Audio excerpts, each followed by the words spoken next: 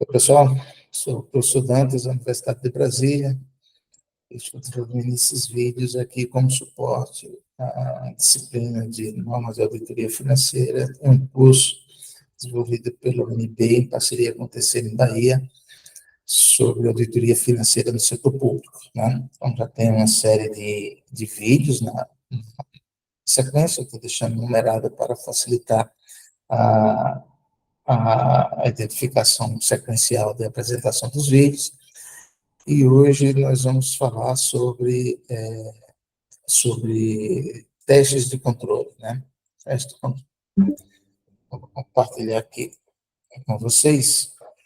Então, a gente está dentro do processo de auditoria, né? Então, no processo de auditoria já identificamos a primeira parte, que é a definição e esclarecimento sobre os termos do trabalho.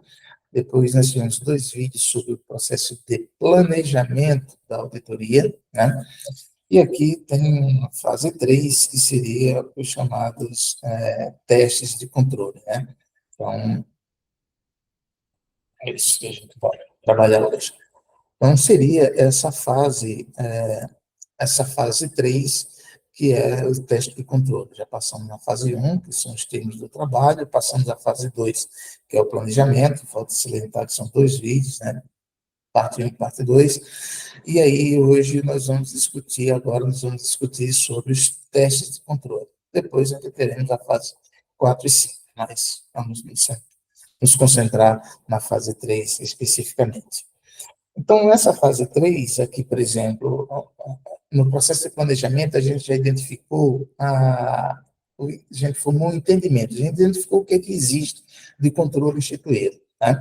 Mas não basta apenas a declaração da administração, né, sobre os controles que são implementados, você tem que testar se ele efetivamente funciona. E aqui a gente vai aplicar um conjunto de procedimentos, indagação, observação, execução, etc., para concluirmos se o controle interno instituído é efetivamente eficaz para mitigar o risco de termos distorções nas demonstrações financeiras, né? Como se dá a avaliação do controle interno, né? Então, se a gente pegar aqui uma sequência, a primeira parte do controle interno, para você concluir sobre a avaliação do controle interno, é obter entendimento dos controles relevantes para a auditoria. Esse entendimento a gente obteve na fase de planejamento, né? Considerando o entendimento da entidade e do ambiente, né? Você primeiro teve que compreender o processo de funcionamento da entidade que está sendo auditada, compreender o ambiente, né? E aí, você perguntar à administração sobre o que existe, né? Como é que ela faz para controlar, assegurar que daquele processo ali saiam informações fidedignas, né? Que é o foco do seu trabalho. Bom, então, no segundo momento, depois de você questionar a administração, mapear o que é que existe de implementação, segundo a entidade, né? Então, você vai determinar se esses controles que ele diz, que a administração informou para vocês, efetivamente foram implementados, né? E depois vocês têm que avaliar se esses controles que foram implementados são efetivos para assegurar informações confiáveis. Aqui é o que a gente está chamando de teste de controle. Perceba que a obtenção do entendimento você já fez nessa fase de planejamento, né? E aí, ainda nessa fase assim, você tem que testar se os controles que a entidade informou que tem, que a entidade informou que faz, efetivamente estão implementados e se aqueles que estão implementados, se eles são efetivos, né? Se ele efetivamente funciona, tá? Então, aqui a gente tem algumas perguntas para responder, né? Quer dizer, primeiro quais os controles instituídos? O que é que eu tenho que fazer? Eu tenho que indagar a administração sobre os controles implementados. O que é que você tem, né? Como é que funciona? Tá.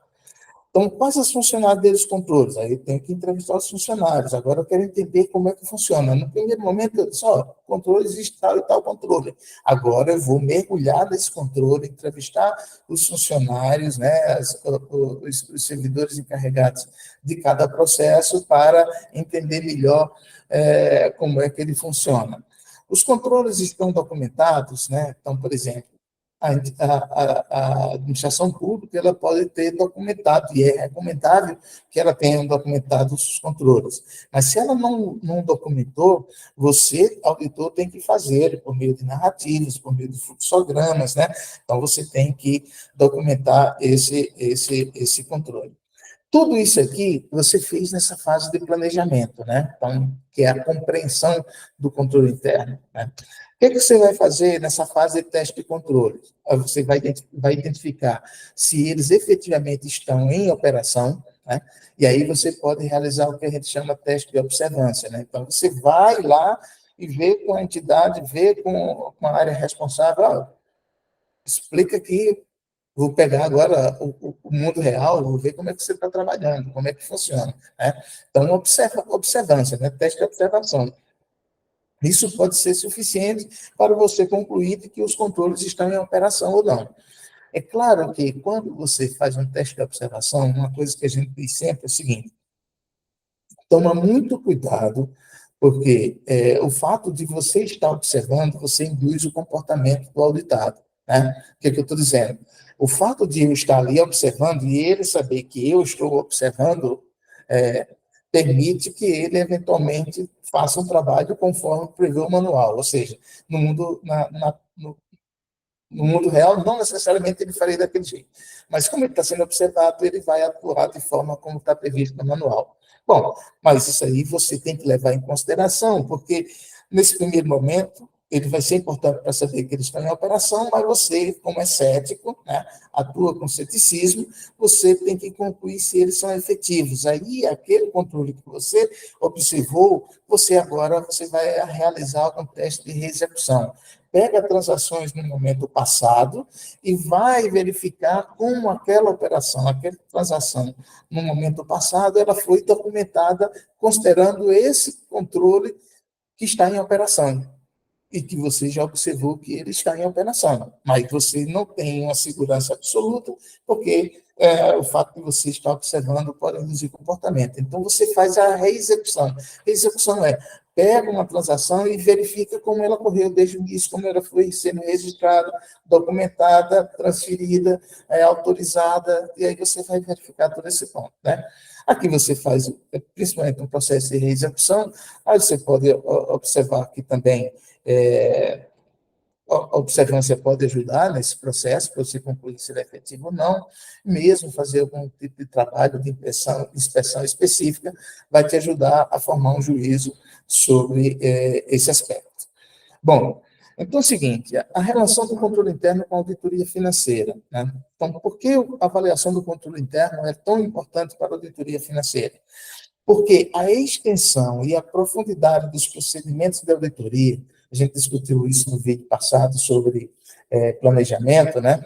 A extensão e a profundidade dos procedimentos de auditoria, a oportunidade e o momento da aplicação deve se basear na confiabilidade do sistema contábil de controle interno. Né? Se o sistema de controle interno, né? Se a estrutura de controle interno e o sistema contábil forem confiáveis, você pode prever determinados procedimentos de auditoria mais simples, amostras menores e tudo mais. Mas se a confiança do auditor for baixa nessa estrutura do controle interno, para eu poder ficar seguro de formar uma opinião, eu tenho que adotar procedimentos de auditoria mais rigorosos, ampliar a minha amostra, coisa do gênero, tá bom?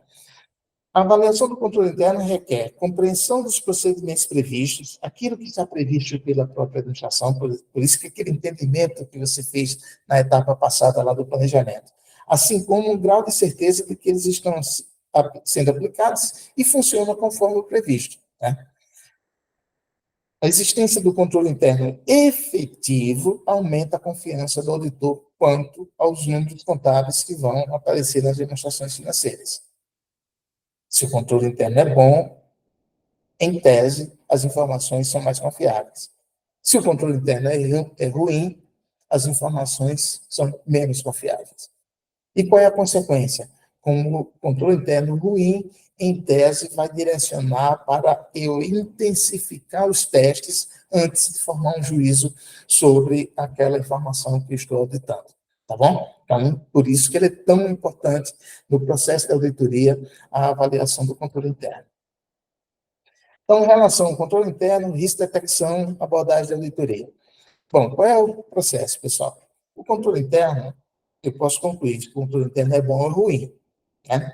Se o controle interno for bom, em tese, o risco de detecção, que é o risco que só o produtor, ele é mais baixo. Se o controle interno for ruim, o risco que só o produtor é maior. A abordagem de auditoria, se o meu risco é baixo, eu posso ser fundamentalmente centrado no controle. Eu posso depender menos de testes substantivos, embora eles sejam sempre necessários. Agora, se o controle interno é ruim, o risco é alto e minha abordagem de auditoria é essencialmente substantiva. Né? É teste de pegar a mão na massa com cada saldo, com cada transação, com cada evento. Por quê? Porque eu não acredito, né? Eu não acredito nas informações que estão sendo produzidas pelo controle interno.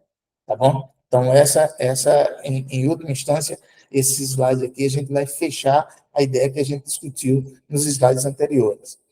Então, é o seguinte, se o controle interno é bom, o risco de detecção é baixo, a abordagem de auditoria é essencialmente teste de controle, né? Então, eu posso ter mais testes de controles e alguns procedimentos substantivos, analíticos e tudo mais, mas, assim, menor, uma amostragem menor, uns procedimentos mais simples, talvez procedimento analítico de segurança. Lembre que o trabalho de auditoria é um trabalho de persuasão, né? Se o controle é bom e tudo mais, faça um teste analítico, funciona, pessoal, já estou convencido de que aquela informação ali é fidedigna. Resolva aquele problema e vou me concentrar, o recurso da auditoria, nos elementos que demandam mais risco de auditoria, né? Por outro lado, se o controle interno é ruim, o risco de detecção é alto, a abordagem de auditoria é essencialmente em procedimentos substantivos, eu tenho que testar controles, focar em procedimentos analíticos e eu tenho que ter procedimentos de teste de detalhes, de transações, de saldos muito mais cuidadosos e com abrangência, né? Portanto, com uma amostragem muito maior. Né? Então, essa aí é a ideia do que deve resultar dessa fase de testes de controles. Né? Então, perceba que a gente discutiu o processo de auditoria sobre a perspectiva da definição dos termos do trabalho, processo de planejamento, teste de controle. Né?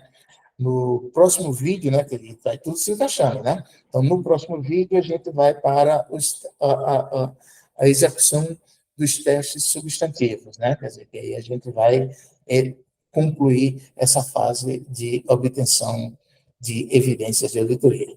Certo, pessoal? Até a próxima.